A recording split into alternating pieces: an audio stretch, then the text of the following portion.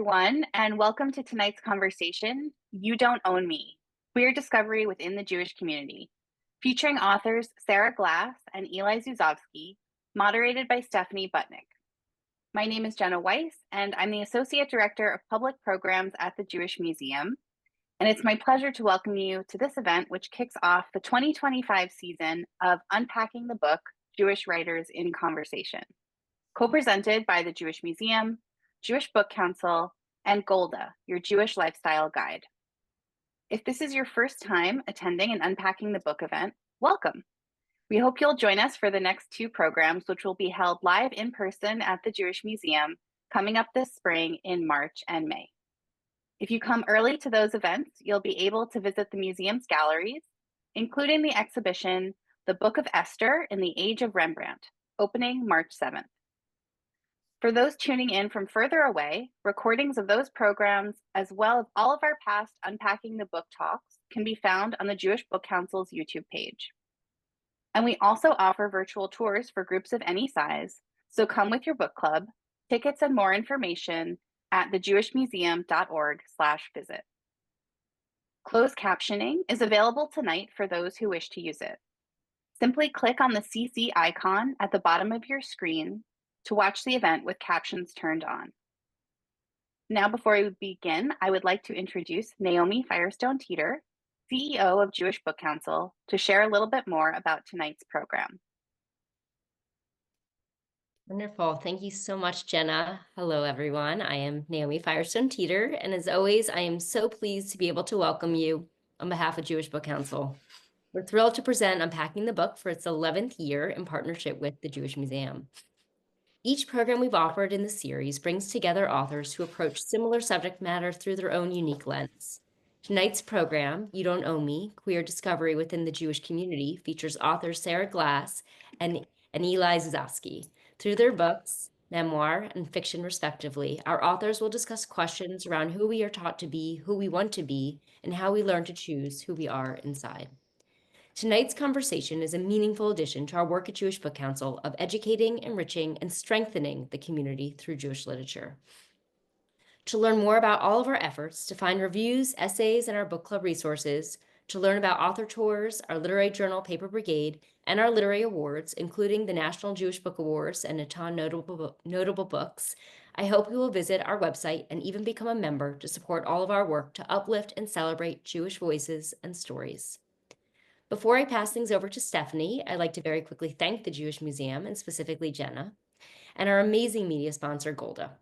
A very special thank you as well to Evie Sapphire Bernstein, Jewish Book Council's Program Director, for managing all the ins and outs of this program. And I'm especially grateful to JBC's Board of Directors for their continued support of Jewish literature, ideas, and conversation. Finally, I hope if you haven't already that you'll purchase both authors' books tonight to support their important work. Not only will they be perfect additions to your own library, but they make great gifts. And a reminder that you can use the Q&A function at the bottom of your screen to submit your questions to our authors throughout today's discussion. And now I'd like to introduce you to Stephanie. Stephanie Butnick is a writer, editor, and podcaster. For the past decade, she hosted Tablet Magazine's hit podcast, Unorthodox. Her new project is Golda, a Jewish lifestyle newsletter offering everything you need to live Jewishly today. We're excited that Golda is the media sponsor for this season of Unpacking the Book. Stephanie is also the author of the newest Jewish encyclopedia, From Abraham to Zabars and Everything in Between, and speaks to audiences around the country about contemporary Jewish life. This is her 7th year moderating the series with us. Thank you so much for joining us, and please enjoy the program. Over to you, Stephanie. Thank you, Naomi, Jenna, Evie, and everyone at the Jewish Museum and the Jewish Book Council. As Naomi mentioned, I've been moderating this series since 2019, and I can't believe it. It's one of my favorite things to do. And to be working with such wonderful partners and to be in conversation with such amazing authors is really, really a treat. I just want to say that it feels like today has been like an incredibly dark and depressing day. And I'm really grateful to all of you for being here tonight with us. I feel really lucky to be in community on a night like this and to celebrate being Jewish and reading Jewish books and hearing Jewish stories. And it just feels like the right way to be spending our time right now. And so I'm grateful to all of you for joining us. And I'm very excited to be in conversation tonight with Eli Zuzovsky and Sara Glass for a conversation about their wonderful books, Mazel Tov and kissing girls on Shabbat. Welcome, Eli and Sara. Hey, Thank you for having us and thank you for acknowledging the day. I think it's important for all of us, especially in this moment as Jews, to be tuned into what's going on. absolutely. Thank you so much for having us. Before we started, we noticed we were talking about how these books sort of look alike.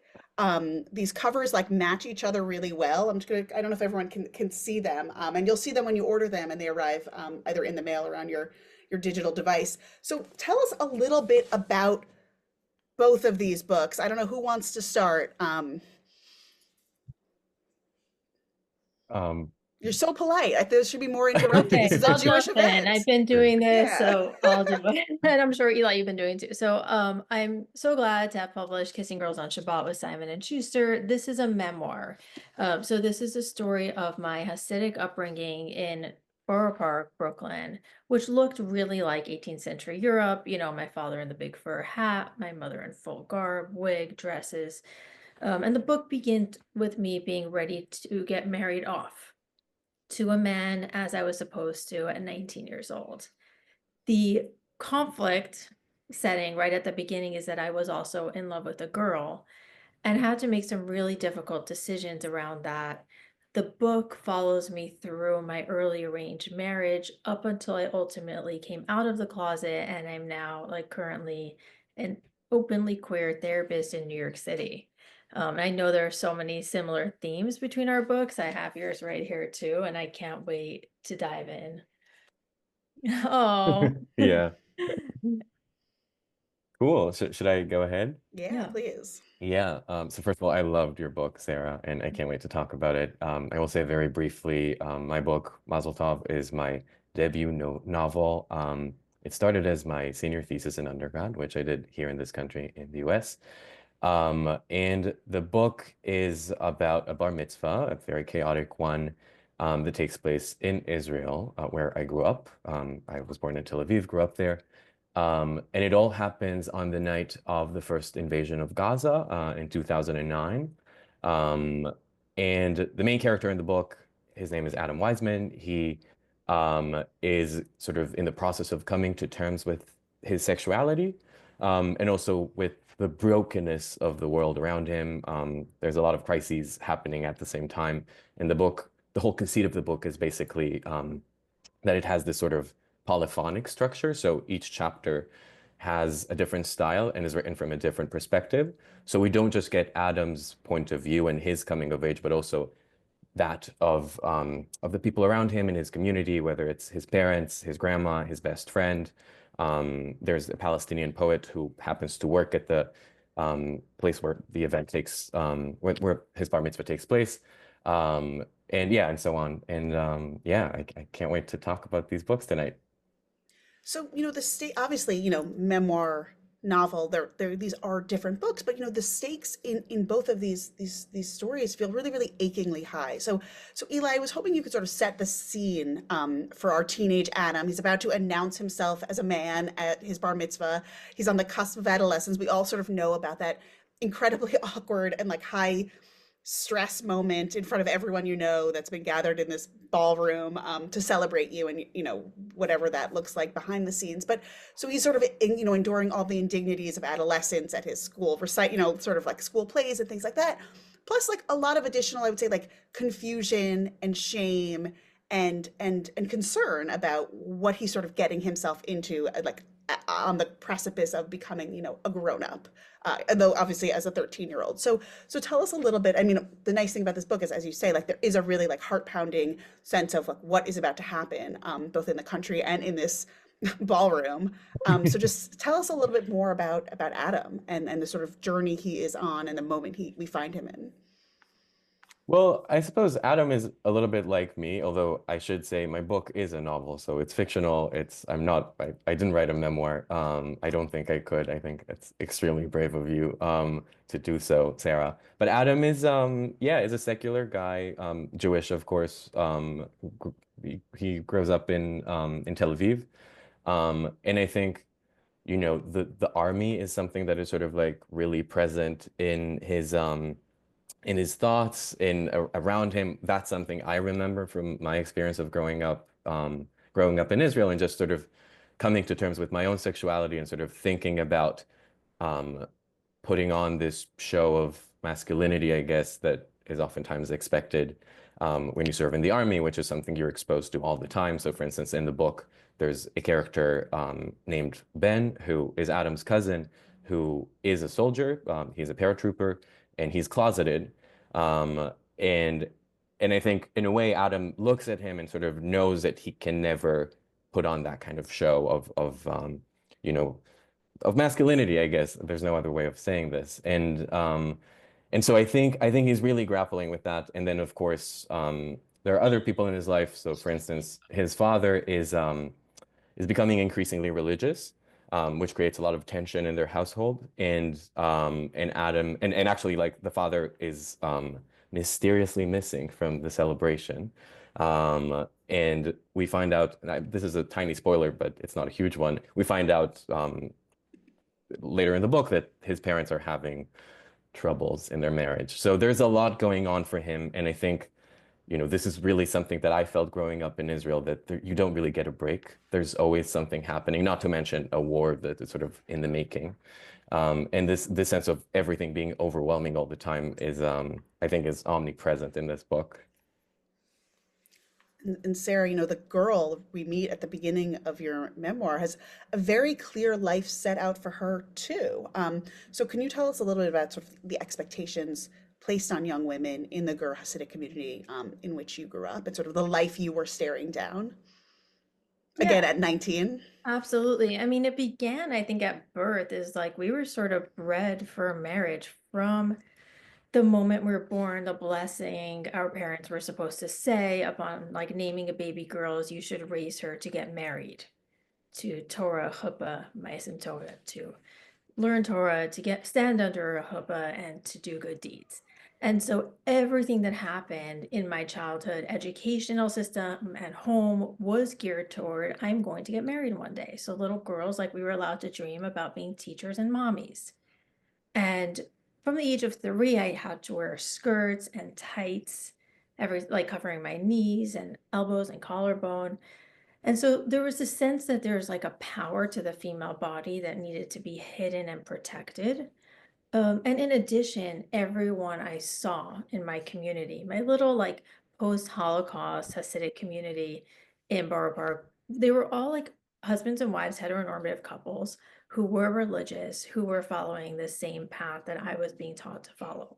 So there was very little variety. It was like you could have a light brown wig or a dark brown wig, but it would pretty much be a wig that was about this length, and you'd get married and either have 7 or 9 children.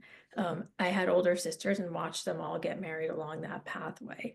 And when I entered like high school and the year post high school, which we called seminary, we just learned how to be wives half of the time. It was like half studying and half, here's what you do to be a good wife to your husband. And so, there was no like ability for me to think, oh, do I want to be an astronaut or, a doctor? It was like, no, this is what you're going to do. You're going to be a wife. And then in addition, the educational system had these safety nets built in for anyone who thought about dreaming outside of that. And that was where they taught us in great detail what would happen if we didn't do what we were supposed to do. And, part of that was like, you will go to hell. Literally, you'll die and spend time in hell instead of in the garden of heaven with like God there and all the angels singing for you. You'll end up in a fiery pit. And for women who didn't like follow what we were supposed to follow, there were stories I was told as a young child, such as the one about the girl whose skirt was too short. And then in the afterlife, her punishment was to wear a long skirt that was pinned into the flesh of her calves with long safety pins and be dragged around the back of a horse and buggy until like her flesh bled and to be publicly shamed. And I was like, okay, that is not for me. I don't want that. And so therefore I was going to do exactly whatever they told me to do. And so I don't want to spoil anything about the book, but and I know you are covering your neck, but you are no longer part of this traditional community. Is that safe to say? Right. That, I mean, yes, like I think that it's spoiled with the tattoo and the septum. Like this would, none of this would fly. No, that's not a Borough Park look.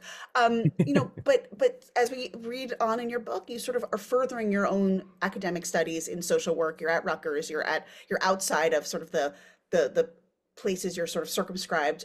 Typically, as a woman, you've sort of gotten permission to do this. And so as you further these studies and you understand more about the world and yourself and your husband, who you really didn't know very well before you got married, you're exposed to all of this new information and you're equipped with language and information that you probably wouldn't have ever had. And at the same time, you're having children. So like the stakes are rising, but also your own ability to articulate what is going on for you, is there as well. So will you tell us a little bit about this period of time when you're a young mother, dealing with sort of your relationship and also your ongoing academic journey? Yes. So I show up at Rutgers University at age 21, pregnant with my second child, in a wig and a long skirt and stockings and a wedding ring. And it was my first time spending an extended amount of time outside of my community. And you could imagine that is not what people look like at Rutgers. You know, everyone's in like their pajama pants or their tiny shorts in September, with their piercings and like their free bodies, just like laying on the grass and leaning on each other and dancing, walking. I was just like this stiff little robot in my garb walking to class. And at first I thought, I will make sure not to get influenced. I can do this. I will just learn what I need to learn to get a degree, master's in social work, go back and help my community. But over time, I did get influenced. And that's what they were always afraid of. And that's why they never wanted us to go to college. When I was at 10 in like 5th grade, I remember taking a book out of my school, like Hasidic library, and they had whiteouted some of the words in the book. One of the words they whiteouted was college. They censored it. They didn't want us to know that college existed. When I got to Rutgers, I was like, oh, I understand why they didn't want us to know. Because I learned about healthy relationships and communication and cognitive development. I realized the ways in which my life did not mirror what I was learning in terms of like freedom and choice and opportunity. And so I went back to my marriage and started to have some questions and thoughts and doubts and feelings. So we will get back to what happens from there. Eli, I want to read some words from your bio with no context at all. Okay, I don't mean to embarrass you. It's true. Harvard, Oxford, Rhodes Scholar, Forbes Israel 30 under 30, 2025 Einstein Fellowship. Tell us a little bit about your journey. This is, as you say, your debut novel, your journey into film, sort of being sort of Israeli, Italian, Harvard, like just hit all those words for us. Tell us how you got here. Yeah, I mean, I think I'm just a Jew in the sense that I've been like, my life has been very, have involved a lot of traveling, I guess, and moving around, which is something quite Jewish, I think. But yeah, I was born in Tel Aviv, as I said. I grew up in Tel Aviv, and I left in my early 20s. I first moved to Paris. That was the first place I lived in outside Israel. My family is originally from Italy, but they moved. My grandma moved when in the 50s. Yeah, I lived in Paris. I worked in investigative journalism for a bit, and then decided I wanted to go to film school because I'd always wanted to be a filmmaker. I applied to a bunch of film schools in the States. I got in, but I couldn't afford it. So I looked for opportunities for financial aid and yeah, ended up going to Harvard, which I didn't really know had a film program, but actually has an amazing one that I'm really glad I was part of. And yeah, I studied filmmaking in English in undergrad. this book was, as I said, part of my senior thesis. So the second half, because I was a film major as well, was a short film that we made based on the book with a bunch of amazing actors in Israel and Palestine.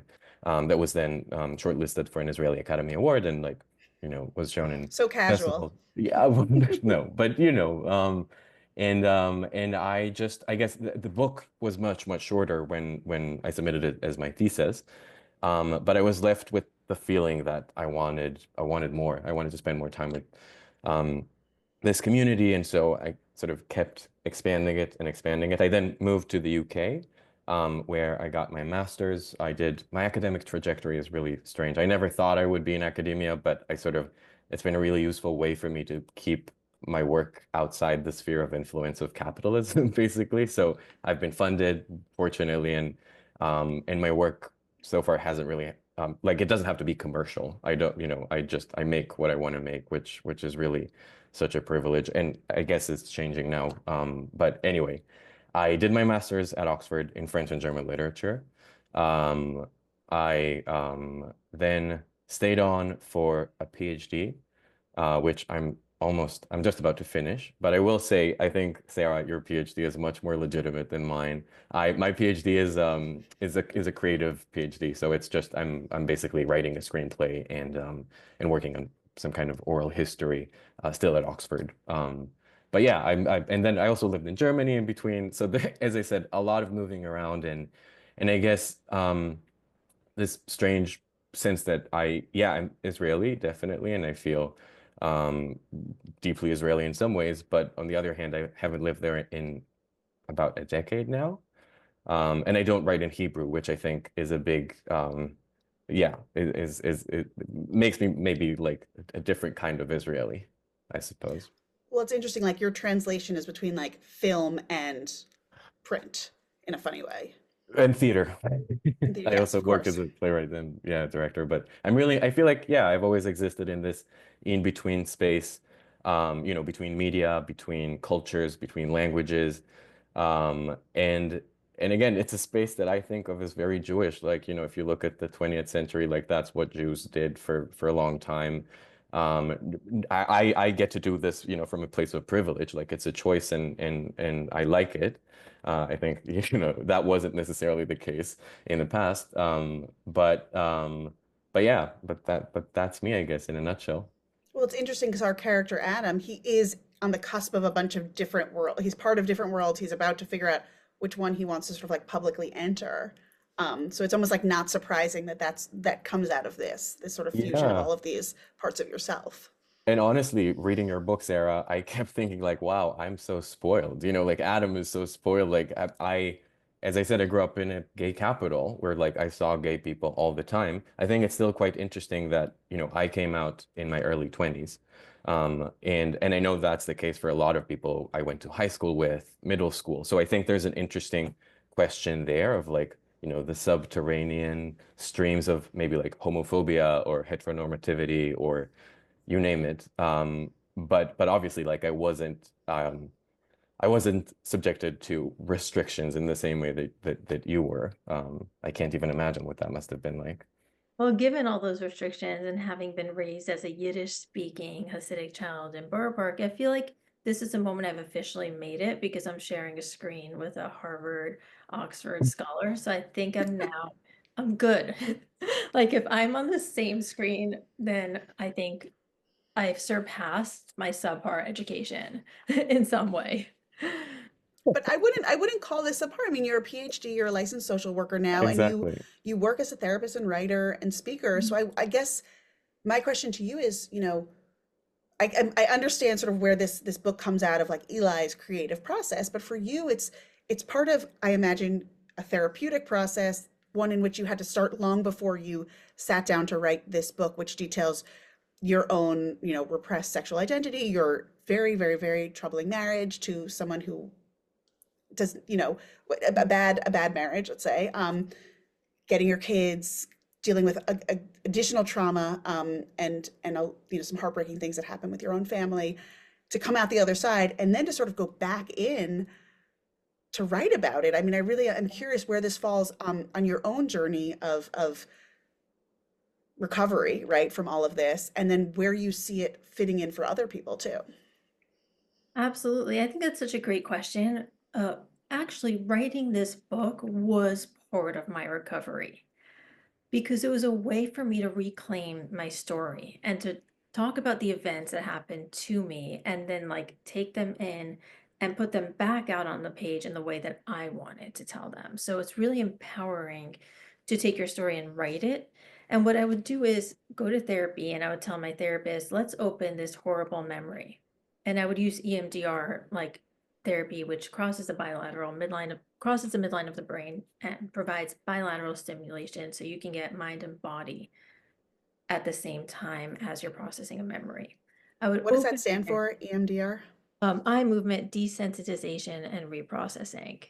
So it's like a techie trauma therapy, which I use as well in practice. And because I use it and I was in therapy, like undergoing that same treatment, I was able to manipulate it a little bit more and leave some of my memories open and unprocessed for a while so I could write about them from that really raw, broken, hurt space. Oftentimes, once I wrote those scenes, I almost didn't even need to go back to finish processing the memory in therapy because I had already done the work, and then at times I would go back into therapy and find new perspective and bring it back into the scene. So writing to heal is something I teach now. And as a trauma therapist, I just felt like this book it's like a mission. It's not just a book and it's not just my story because I work every single day with people who have lost their access to their own voice, who feel silenced by communities and circumstances, and who hold so many memories within their own bodies. And what I wanted to do was tell my story in a way that allowed for other people to look at it and say, I know what that feels like. I can relate to your stuck in chapter 2 and your fear in chapter 10. And now I have words with which to articulate my own experience. And it's interesting, Eli, hearing you sort of talk a little bit about your response to reading Sara's book from a very Yeah. different perspective. I mean, sheer admiration. I would, for large swaths of the book, I was so concerned for your safety. And honestly, even having finished a book, I'm left wondering, like, how has it been for you? Like, I'm sure you faced a lot of really difficult implications for even just for the very idea of publishing something like this and telling your story. Again, I feel so silly, writing my little book and not really facing any such consequences. But I guess, as I said, I work in fiction, which is a completely different sphere in that sense. Yeah. So I actually was so surprised. My book has been so well received. Really? Yeah. Even within the community. Oh, so within the community, I think that I was already canceled by the community for coming out in 2018. So, I don't know how many people who identify as Hasidic have actually read my book, but people from within the community who are questioning whether they really want to be there or have found me and have found the book and have used it as a way to connect to other people who are maybe in the closet about their queerness or their religiosity. And that's been fascinating. It's incredible. Yeah. So you're sort of like the resource you wish you had access to.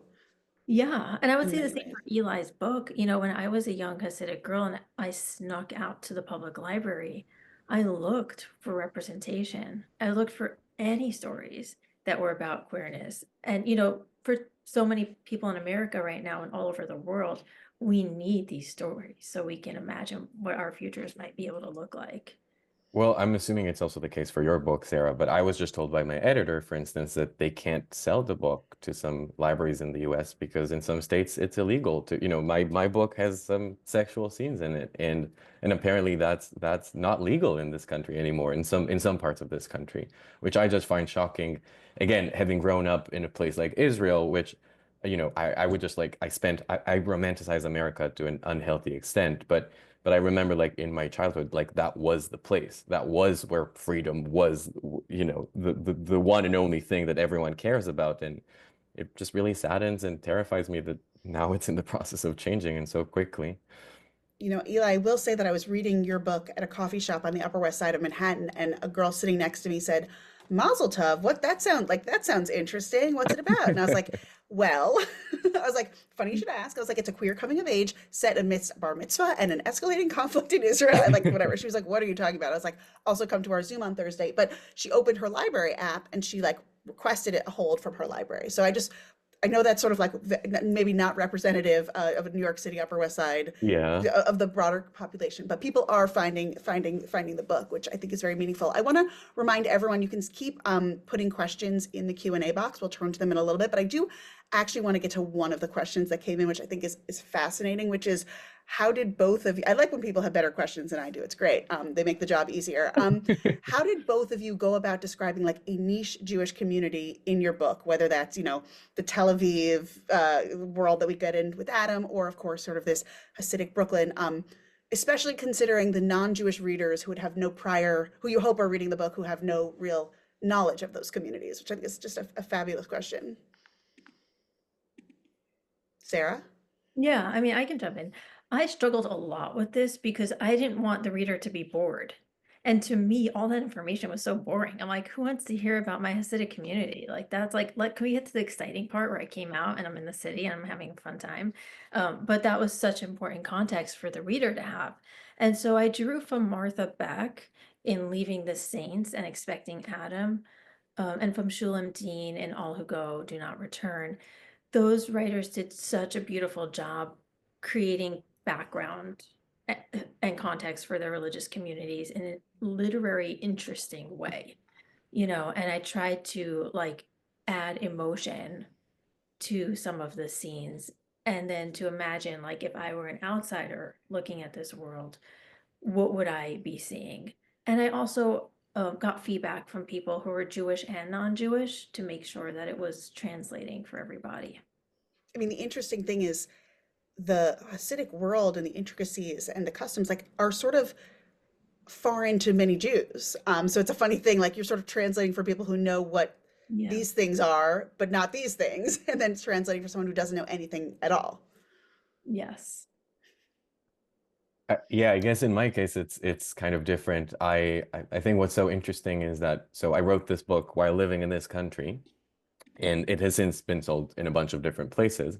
But one of the places where it was quite hard to sell the book was Israel, actually. And a lot of Israeli publishers said that it seemed like the book wasn't written for an Israeli audience, which I just found fascinating because I was like, I don't know that I had an audience in mind when I wrote it. And I think that's generally how I try to approach writing. I would say, you know, like when I think about my own favorite texts, I think a lot of those authors who wrote those texts didn't necessarily picture me as their reader. You know, unfortunately lots of anti-Semitic writers are like my favorites, you know, like T.S. Eliot and Ezra Pound and those guys, like I love them. Celine, you know, the French author, like they definitely did not imagine that one day, you know, a queer Jew would open their books and they could only hope. They should be they could so only lucky. hope. Oh, right, exactly. But you know, it's like it's not just that I enjoyed their books. I felt transported by them, and I think that's the beauty of literature. I don't know that, you know, I think it's a little bit of an illusion to tell yourself this is my reader, this is my audience, and write something that caters to them because I think the truth is we don't know. We don't know who might be our reader, and that's part of the fun, I think. I love that. You know, I'm curious. This maybe seems like a lame question, but I am curious, like what surprised you in the process of writing this book about yourself, about your characters, about sort of the world you had created for them or the real world you were coming from? Is there something that sort of happened along the way that really, really just moved you or shocked you or just surprised you? I think for me, you know, because as I said, the book is written from a lot of different perspectives. I just learned a lot about myself but both as a person and a writer. So for instance, the second section of the book, which takes place at the bar mitzvah party, it's divided into 7 chapters. 3.5 are told from the perspective of female characters, and 3.5 are told from the perspective of male characters. And I just learned that I love writing women. Like it comes, I think maybe because I grew up in a very matriarchal family with my grandma and my mom. It's so fun. I feel like I can channel their voices very easily and tune into them. Whereas with the men, I really struggled. It was just really, really hard. And I was like, I guess that is something I know about myself now. I don't want to sound like a gender essentialist or anything like that, but I do think there's something there about gender. And then, of course, writing some chapters from Adam's perspective um, was also quite hard because I guess I did have to face previous versions of myself, thinking about myself back in the closet. I don't know what that felt like for you, Sarah, but it can be a really painful thing, right? I don't want to go back to that time. I mourn that time every day of my life. But I do see your point when you say that it felt therapeutic to you. I definitely felt that way as well by the end, but it took me some time to get there. Yeah, I mean, I think that those are such good answers on gender. I also found some really surprising things about gender roles as I was writing. In my first iteration of this book, I wrote like a little bit of a victim-y, angry story where I was like this victim. I was hurt by, and I would write like black men in black hats, all these rabbis and men in black hats telling me what to do. And then I was like painting myself as this hero who left and like, yay me, I had done no wrong. And then in writing a more nuanced version of the book, and like by version 5, I was like, well, I'm actually a very flawed character too. I did some things that were really not cool within this narrative. And I found compassion for the men in my story, which was so surprising because I didn't know even if that would like read well or translate well to the reader. I thought like people want to see ex-Hasidic women a certain way. They want to like almost look at us like, oh, look, you survived this horrible cult. That's not really what my story was about. My story was about like my husband and I were in a way like both trapped in a system of rules that didn't work for either of us in different ways, and that robbed both of us of certain opportunities to have a more meaningful, like deeper connection. So it was shocking to me to like leave the book feeling so much compassion for the men I married and the decisions I made that impacted them. And also, just like writing through those versions and like realizing I had to write this book 5 separate times and 5 separate ways in order to write this layered story that is Kissing Girls on Shabbat. And something interesting that comes up, and like the mediation with your ex-husband, in I think it was in a rabbi's office, but a very kind rabbi's office.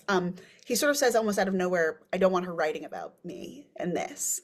And it's surprising because you like we're reading this story, but you're not really a writer in that moment, as we know you, and so it's just such an interesting thing that comes out. And were you surprised to hear that?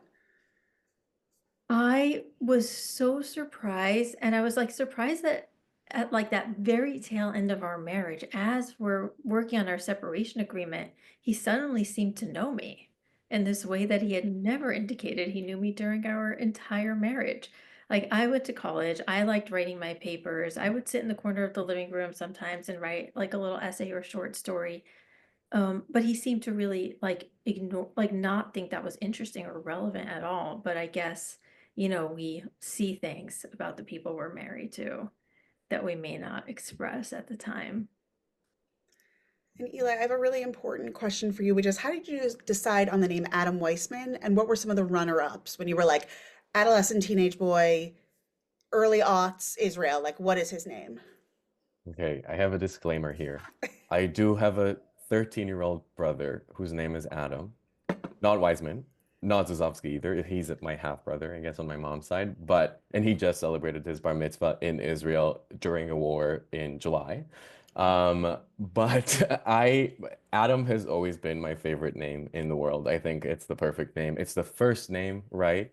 I think it's like, it's such, it means human in Hebrew.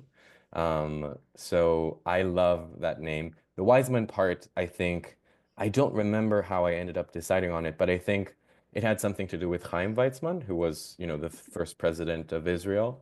And I sort of wanted, and it also means wise man, like someone who is wise, which I think sort of plays into the coming of age of it all and gaining wisdom and knowledge and coming to terms with the brokenness of things around you. But yeah, I think Adam has a fraught relationship with Israel. It's not an easy one necessarily. So do I, and I something about the irony of him being named after the first sort of founding president of the state felt, I don't know, fertile or interesting to me. That's interesting. We have, I'm just gonna start going to these questions because there are so many and they're so good. Right. Someone wants to know how you went about creating the backstories for like the many characters who sort of pop up and have these like very intense, in-depth chapters about them, where we like meet them, learn everything about them, and then sort of leave them. Yeah, I'm very voice driven as a writer, so I really need to sort of tune into the voice of the character and spend a lot of time with them actually. So for me, I write a lot and then I just cut and cut and cut and cut. And I think, the book is quite slim. I don't know if you can see this. But it's I a lot of it I decided to leave out and I really just kept the highlights. To me that's a huge part of being a writer, being an editor.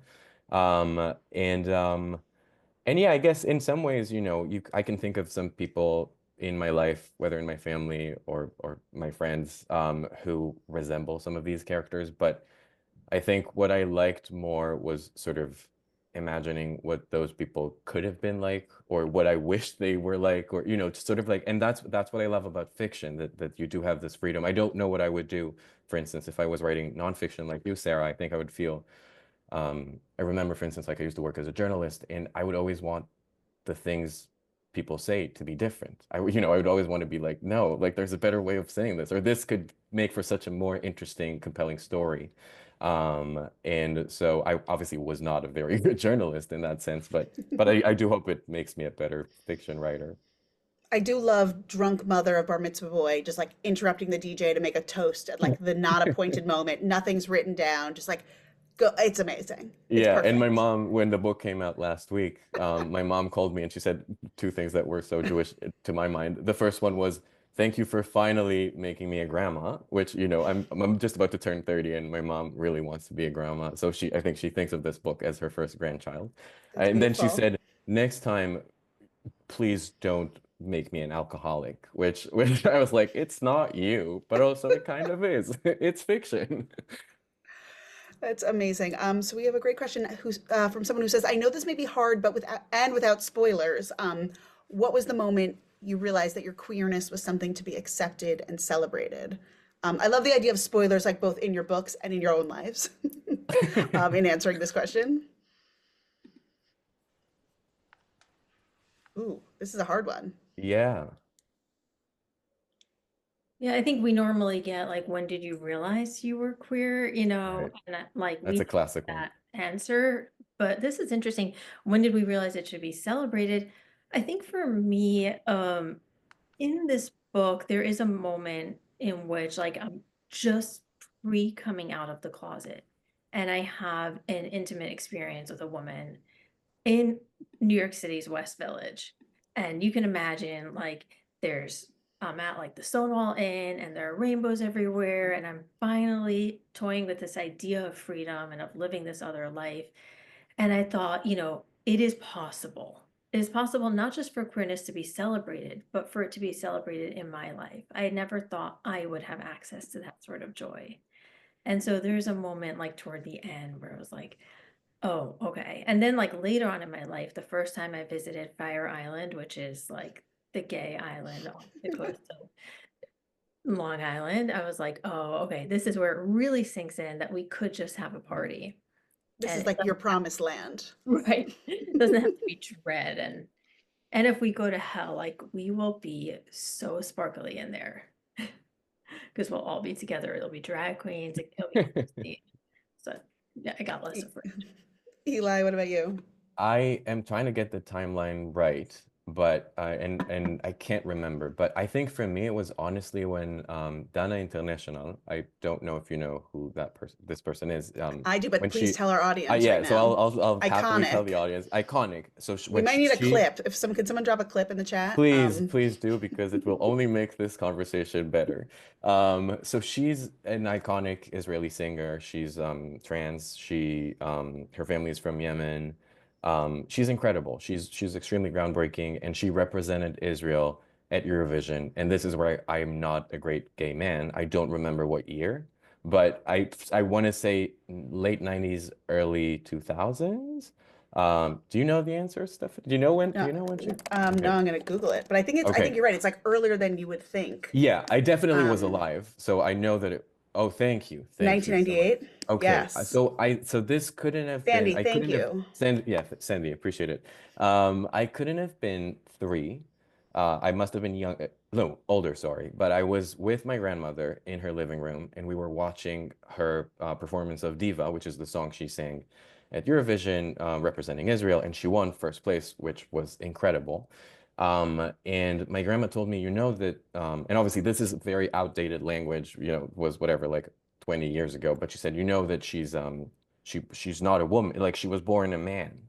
And I just remember feeling this strong, something opened up in me. I was just like, um, whoa, like, what? Like, tell me more. And it felt there was something about her performance and the way she spoke. She has this very funny, for the Hebrew speakers among us, she has this very fluid way of using Hebrew, which, as the poet Yonah Volach put it, the Hebrew poet, Hebrew is a sex maniac. It's a very highly gendered language, and she sort of plays with different gendered in a way that is much more fashionable now, but was mind-blowing back in the early 2000s. And I just remember feeling this deep sense of belonging, seeing her and being like, oh, this feels right. Again, not that I'm trans by no means, but I do. She was the first person who sort of challenged a lot of the norms, especially gender norms, but also around sexuality that I grew up with, and that was very liberating. And it's interesting because not only was there this like amazing performer having such a great time, clearly so happy, also she won. Like there was like She this won. validation of She was that, an recognized. uncomplicated validation of that.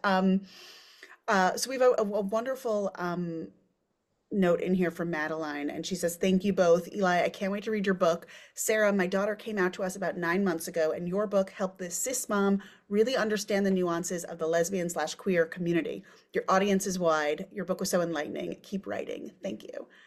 So I just want to, what is it like to hear something like that from a mother? I mean, to just see the effect that your book is having on families. It still brings tears to my eyes. I get messages like this, and I'm so grateful for people who reach out to me on Instagram all the time. I'm at DrSara Glass if you ever want to connect and see what I'm doing. And I just am like, this is why I wrote this book. If you can relate to this book, I wrote it for you, for your child, for anybody who resonates with anything I've written. And it also like gives me meaning. It's like everything I've been through and my children have been through, it's not for nothing. My kids love seeing some of the messages because they're like so proud that we get to tell our story and that we get to help people with it. And it gives them some meaning and purpose for like what they've been through as well. So thank you.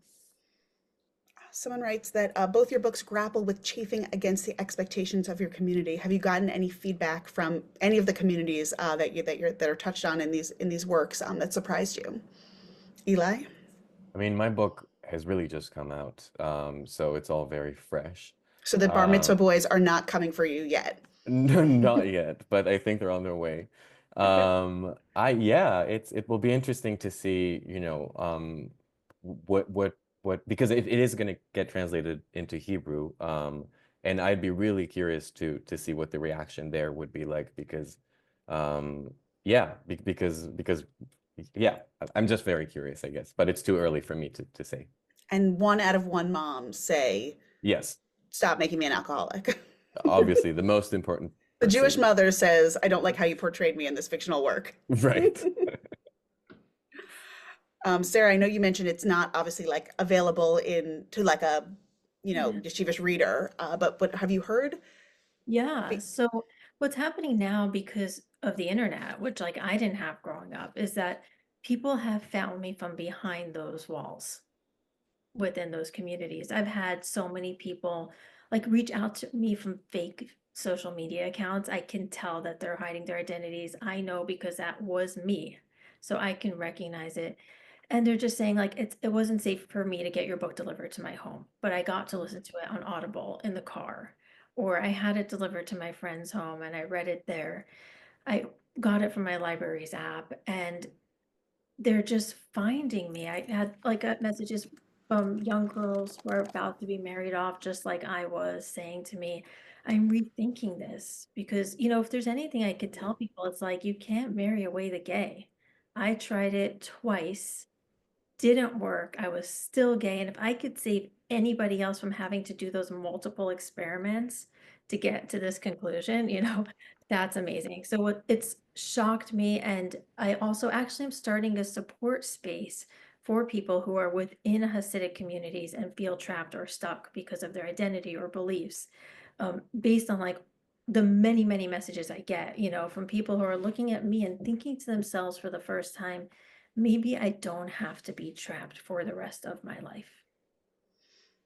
And I also imagine, because a big piece of the book is obviously, you know, there's sort of like the sexual identity, but there's the trapped in a marriage that you maybe were too young for with someone who is not a fit in so many ways. And so is that a community, like, are you hearing from people who you know, like young women who are not dealing with that specific issue, but are sort of just like, wait, I'm just realizing like I might be getting into something, or I might have gotten myself into something that I'm not ready for, or that is not healthy for me. Like the healthy relationship piece is like almost separate from the, you know, like the gay piece, right? Like that relationship really had a lot of issues. And also because people are getting married off so young in these communities, what happens is they have children very young. And so by the time they're 26 and have 3 children, the real struggle is how do I take care of myself and potentially think about leaving my marriage or community without losing my children? Yeah, I mean, there's a scene of you. It was like you're on the floor of the bathroom. You're anemic. You're physically ill, and you're in just a bad marriage. And just it's so heartbreaking to read that. And it's just amazing to sort of like the fact that we are reading that, right? Which means you've sort of come out the other side and become this very whole person who is really helping people now, which is really, really amazing. It's such a privilege. I'm privileged, and that's why like I'm so privileged to be here. The more people like we can speak with, Eli and I, like who we can say like it's okay to be queer. We're here. Look at us. We wrote books. We're being invited to speak. Like that just provides so much hope to people. It's not And just okay, it's the best, I think, you know. If I could choose, I would choose this. so Absolutely. are Yeah. there books that you found along the way, either, you know, Jewish queer stories, Jewish sort of leaving Orthodoxy stories, like what were sort of like the books that you know, you mentioned Shulam Dean, like what are some of the, I guess, the recommendations you would give to people, like, oh, I love this, you know, Eli, like and it doesn't have to be Jewish. Actually, just tell us sort of like the books that were important to you on your own journeys as people. Where do we even begin, right? I'm like Yeah. here on my bookshelf, I have stacks and stacks of them. I will say I read a lot of ex-Mormon memoirs because I wasn't Interesting. allowed to have the ex-Orthodox ones in my marriages in my home. Because that's like a tell, right? Like that Right. obviously is like, yeah. That's like wearing a rainbow before you're ready to come out. So I would read the Mormon ones and say that I was doing like research for work or whatever. You know, it's really good to be a therapist when you're trying to hide whatever it is that you're researching. It can always be for work. And so, you know, I think that I also did an interview with Cults to Consciousness, which talks about high control religions and what it takes to leave them. There are themes within many high control groups, themes that of silencing, of keeping people in certain roles, of segmenting people from the population, from the world around them. And if you can read a book by anyone from any high control group who has chosen to leave that group, you may find themes that resonate with you. It doesn't have to be ex-Orthodox. That's really interesting. Thank you. Eli, what are your like lodestars along the way, Oh, literarily?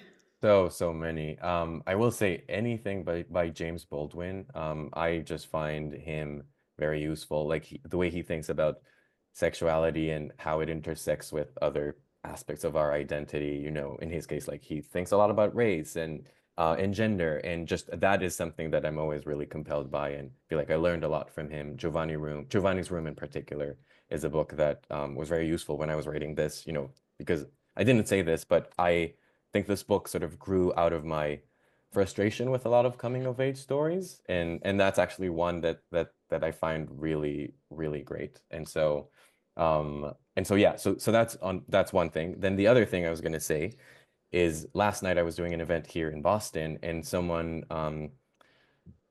came to me after and said, "Thank you so much for being queer and Jewish and talking about it, because I didn't know that there were that many people who were like that."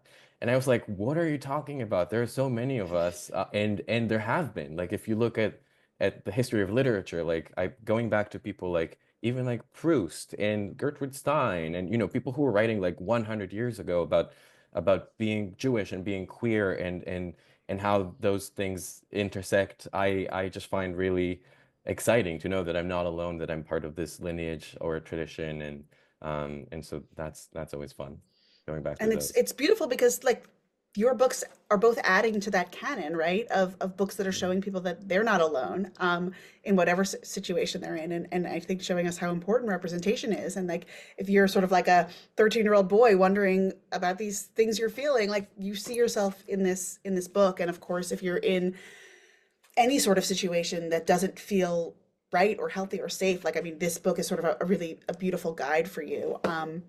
What a special night. This was just like really fabulous. I'm so grateful, Eli and Sara, for both of you for being here, and to the Jewish Museum, the Jewish Book Council, and to everyone here tonight, and for just sharing comments and questions.